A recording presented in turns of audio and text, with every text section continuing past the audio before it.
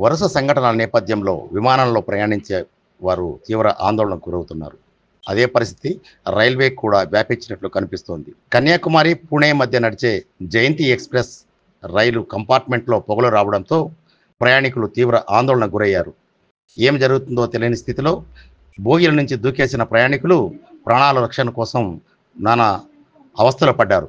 ఈ సంఘటన కడప జిల్లా నందలూరు వద్ద ఆదివారం చోటు చేసుకుంది. కన్యాకుమారి నుంచి పుణేకు జయంతి ఎక్స్ప్రెస్ రైలు బయలుదేరింది. నందలూరు వద్దకు చేరుకోగానే ఏసీ బోగీలోని కింది భాగంలో పొగలు రావడం గమనించిన ప్రయాణికులు వెంటనే గార్డుకు సమాచారం అందించారు.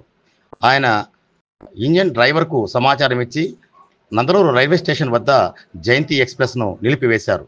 వెంటనే సమాచారం అందుకున్న అగ్నిమాపక సిబ్బంది రైలు వద్దకు చేరుకొని అక్కడ పరిశీలించారు. అయితే జయంతి ఎక్స్ప్రెస్లో ఏసీ బోగి కింద నుంచి పొగలు రావడంతో ఈ పరిస్థితి ఏర్పడింది.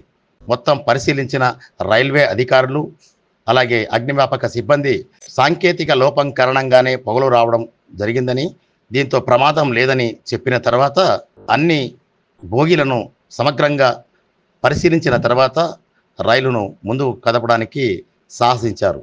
దీంతో ఏమి జరుగుతుందో తెలియని స్థితిలో రైలు ముందు భాగంలో ఉన్న ప్రయాణికులు కూడా తీవ్ర ఆందోళనకు గురయ్యారు. ఈ సమాచారం తెలియగానే నందలూరు రైల్వే స్టేషన్కు సమీపంలోని దుకాణదారులు, నివాసితులు కూడా భారీగా చేరుకున్నారు. గతంలో నందలూరు రైల్వే స్టేషన్ లోకో షెడ్గా ఉండేది. ప్రస్తుతం ఇక్కడ గార్డు సిబ్బంది కూడా మారుతూ ఉంటారు. అక్కడి రైల్వే ఉద్యోగులు కూడా జయంతి ఎక్స్ప్రెస్ వద్దకు చేరుకొని అన్ని కంపార్ట్మెంట్లో కింది భాగాల్లో పరిశీలించారు. రాపిడి వల్లనే ఎక్కువ జరగడం వల్ల పొగలు రావడానికి ఆస్కారం ఏర్పడిందని నిర్ధారించిన తర్వాత రైలు ముందుకు కదిలి వెళ్ళింది. దీంతో ఎలాంటి ప్రమాదం లేదని ప్రయాణికులు ఊపిరి పీల్చుకున్నారు.